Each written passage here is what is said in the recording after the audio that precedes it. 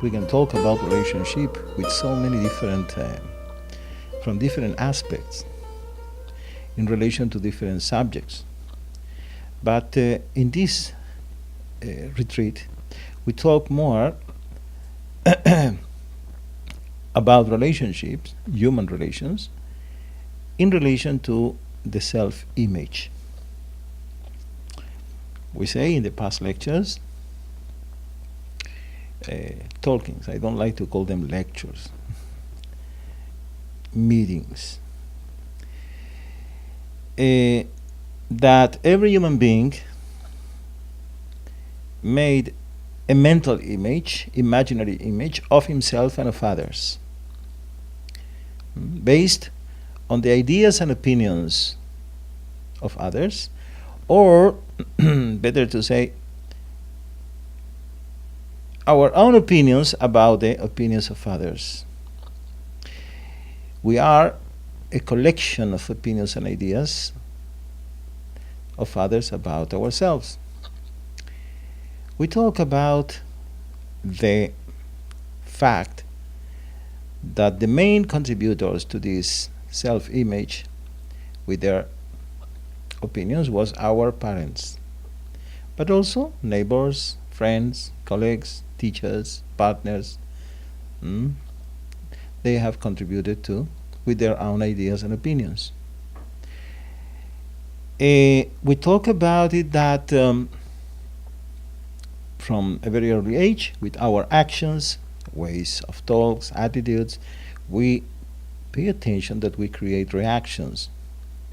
And these reactions sometimes was of acceptance or rejections, of approval or condemnation. So all these reactions that we create in others,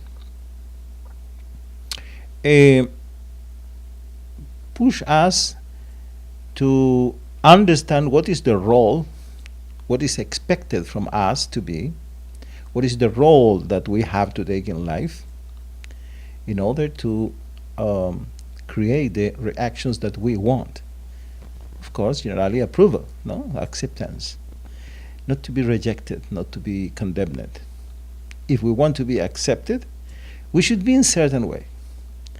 We must be in certain way. And that certain way is the role, not only in a childhood or adolescence, but this attitude continue with us all our life. And this role is the self-image. We talk about it that we don't create only images about ourselves, but we create images about others too. In the same way, the same method, we establish very clear what are others for us. What are these personal pronouns, she, he, they? What we mean when we say you? If we analyze it, we will see that is a collection of memories, words, situations, places. All these collection of memories we call you. My father, my mother, what they are for me, they are a collection of memories, certain words, certain moments in my childhood, or my husband, my wife, but at the same time my enemies, whatever. Okay? It's a collection of memories. We talk about it that this image don't connect us with others, exactly the opposite, divide us. It's a distance between us, because when I create an image about you, I close every possibility to know you in reality, to know who are you, what you really are. Same about ourselves. When I create a self-image, it's a distance, it's a wall that don't allow me to really explore and investigate Who am I? Because I assume that I know. So, when we understand that this image is a division, is a separation, is a disconnection, and we create images about everything, about life, about existence, about truth, enlightenment. We disconnect. We say many other things, but this is more or less the development of the subject. So, in this point, we reach a very, very significant conclusion. That is that if we want to relate in reality, if we want to really develop or cultivate authentic relations, we need to destroy the image, the self-image, and the image we build about others. Why I say this is so significant understanding? Because many people talk about spirituality and religion, but most of the public don't understand what is real spiritual life. Spiritual life is not something constructive. It's a destructive process. And this should be very, very clear.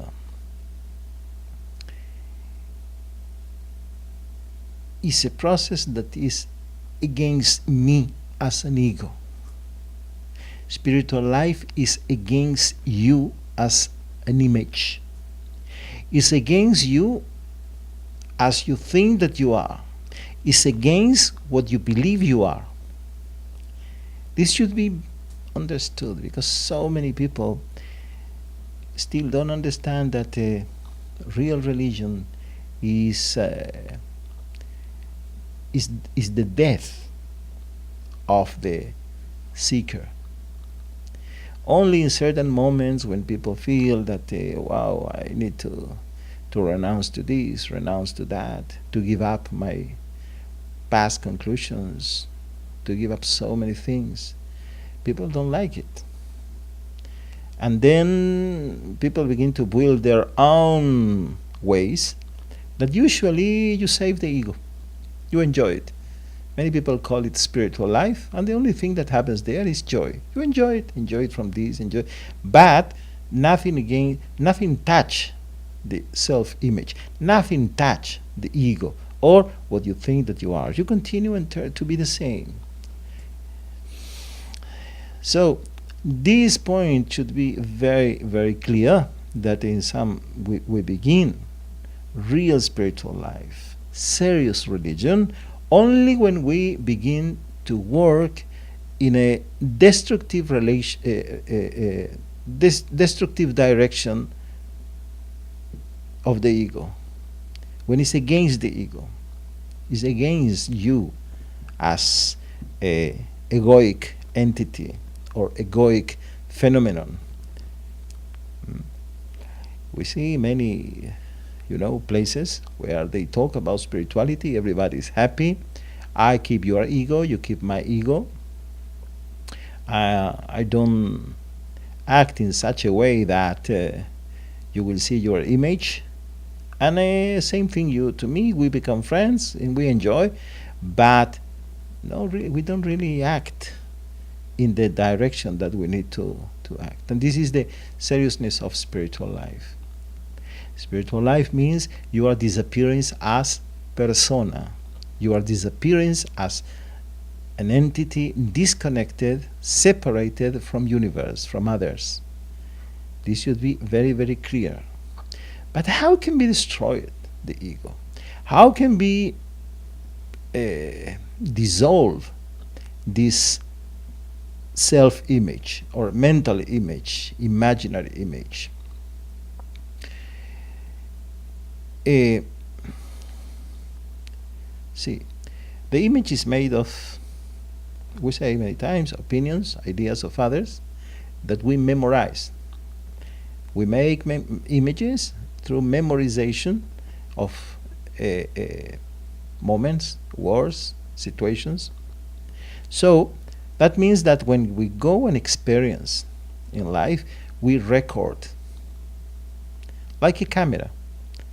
The camera don't watch, don't see only, but go on recording. If it's possible to go in life and to look without recording, without accumulating memories, only in the present. What I try to say, if it's possible that you can imagine a life where you live more in watchfulness or awareness and less in memories and nostalgias. That you don't superimpose the past on the present, you don't compare, but you only watch. You are aware without recording, without accumulating what you see. Only look and present in this moment.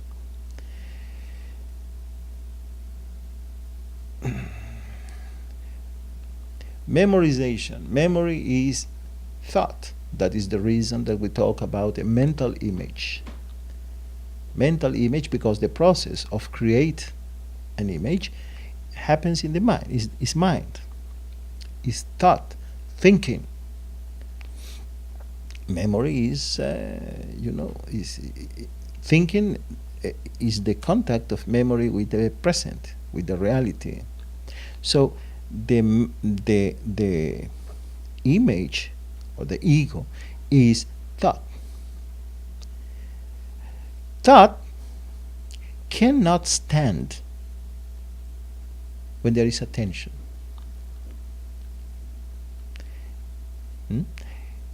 For example, if I tell you to concentrate on something, and you concentrate, you are very attentive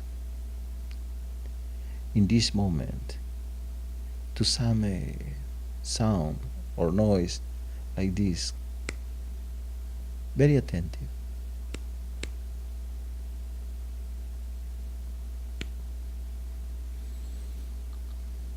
What you experience is that there is a decrease your mental activity, less mental activity.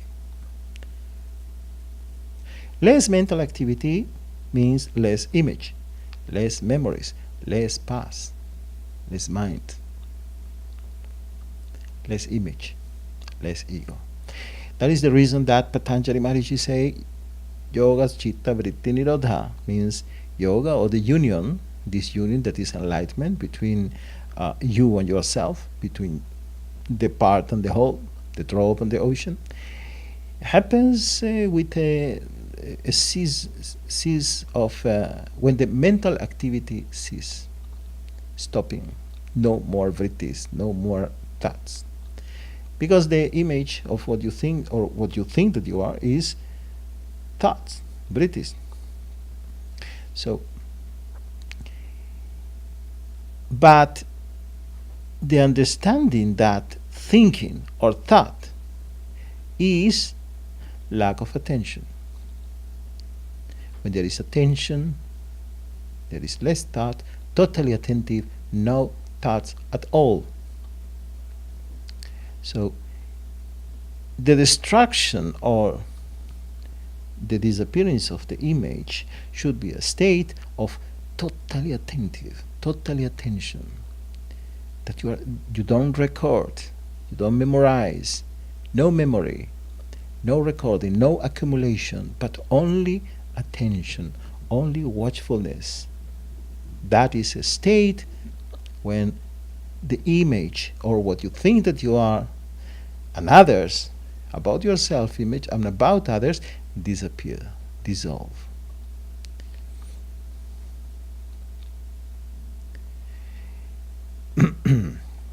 Now we talk one more time about the spiritual process.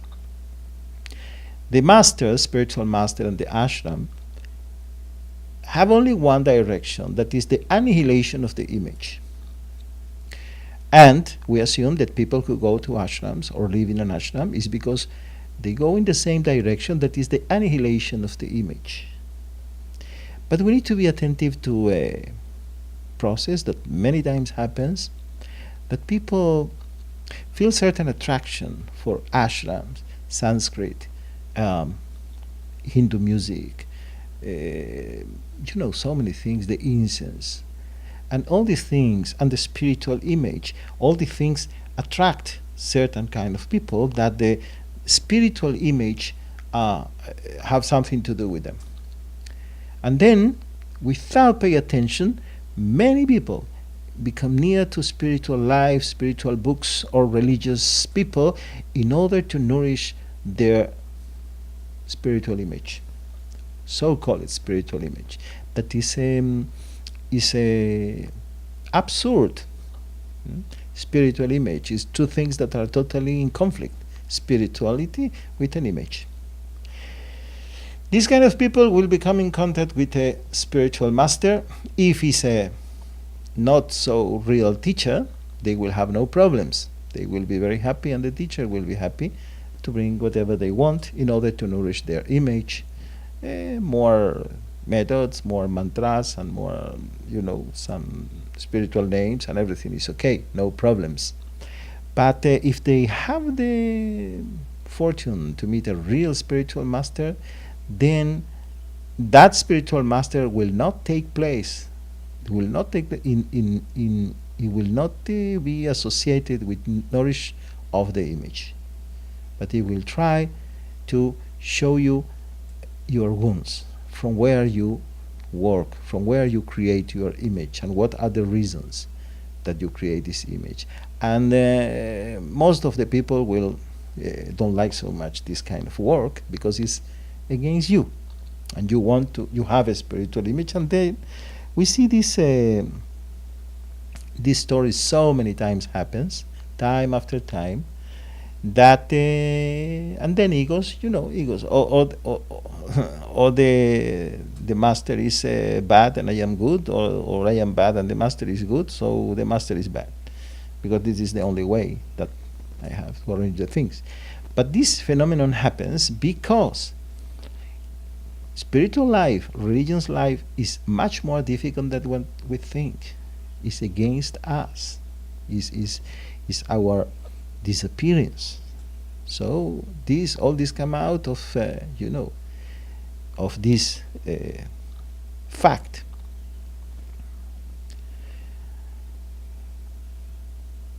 Psychology work with the image.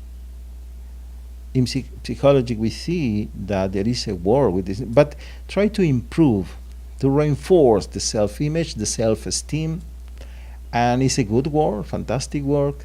But still, the level of the psychology and spiritual life are in the same direction.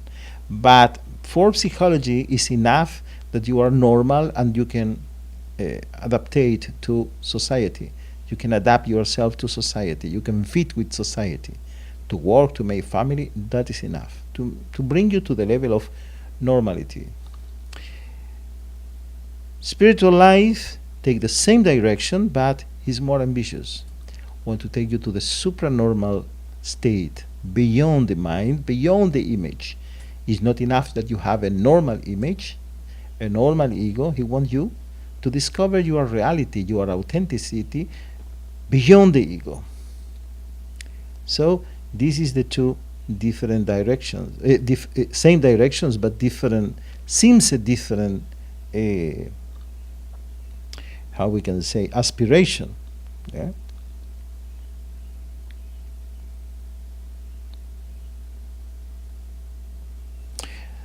So, to live without images implies a meditative life, because this is all what is meditation: to watch, attention, to be aware. And now, not only as a practice, but to live with that attitude, to live in watchfulness, in awareness, without recording, without accumulate experiences. Only to watch in this moment. Don't accumulate the moment, don't record. Only be totally attentive. In order to live a meditative life without recording, first of all, we need silence. But not only a silence that is annihilation of noise or something like that. We talk more about mental silence, emotional silence. That is what saints like Raman Maharshi, when people come to visit him, he say only one thing: sit quiet, keep silence. What is this direction of this is mental silence. You can be externally silent of noise, but internally a lot of this mental chattering that goes in you. And emotional chattering, same thing. Why? Because all this noise is what you superimpose in others. You look life through the filter of this chattering, to the filtering of all this emotional or mental noise. So you need silence, like a clean glass that you can, through him you can look at life. This noise is like it's a window there, but the window is full of colors, different colors you cannot see properly. This noise, this internal noise, mental, emotional, don't allow you to see, to look at life clearly. So the silence is important. That is the importance of relaxation, meditation, all that.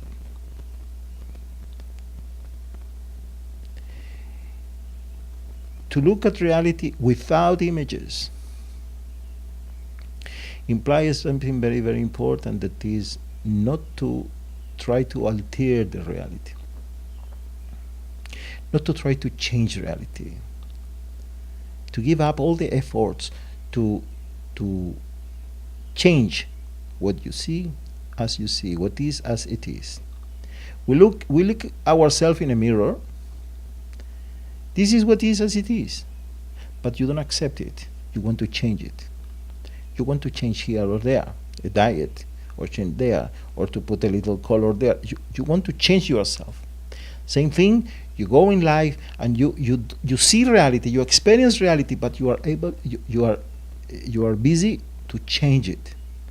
And after that you see, I can see reality. Means you don't see life as it is, but as life seems to you, because you change it. You impose your aspirations, your expectations on life, and then these expectations, these aspirations, hopes create images. No. Look at life as it is, because truth, reality, is what is as it is, not as seems to you. Look at yourself, know how you should be or how you are expected to be, but look and don't try to change, don't react, only look. Become a sakshi, a witness, only a witness, don't interfere. Meditation is to look, to see, without interference of the mind, without interference of the image. Don't react, don't do something for it. And then, in the moment that you are totally attentive, a witness, without intention to change, you are in reality. No image there. And that implies your disappearance as an image, as persona. There is an incredible verse in the Bhagavad Gita where Krishna says, Natu evaham jattunasam, natvam neme janadipaha, na chaivana bhavishyamaha, sarvevayamataha param. Krishna says, never was there a time when I did not exist, nor in the future shall any of us cease to be. You remember that? Krishna says that in the past, we all was alive, exist. You say, Krishna say you, me, you, and all these armies. And in the future, not one of us will cease to be. We all will be here. Many people use this verse to say that, you see, we are individuals. Everybody is individual. Krishna is individual. Arjuna is individual, because in the past they was, and in the future they will be. But not many people pay attention that Krishna don't mention the present. Why, Lord Krishna mentioned the past? I exist in the past. You, Arjuna, exist in the past. All these armies exist in the past, and we will exist in the future. You, Arjuna, me, Krishna, and all these armies. But Krishna even don't say a word, nothing about the now. No words. Because the now is the disappearance, dissolve the image. You cannot be as a mind, as an ego. What you think that you are cannot be in the present. The now is the acid that dissolves the image. Because, as we say before, universe, life, existence don't know any other time than now. Reality is only in the present. And in the same way, I cannot bring a darkness in front of the light. I cannot bring the image, the ego, this mental image or imaginary image in front of the light of reality that is in the present. That is not possible.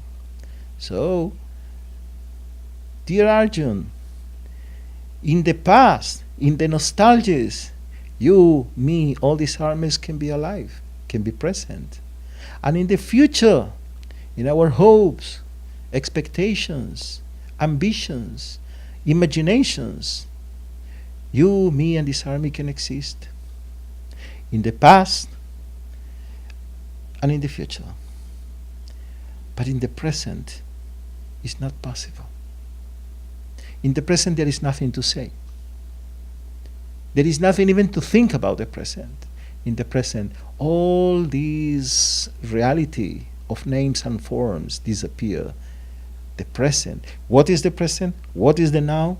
Your disappearance.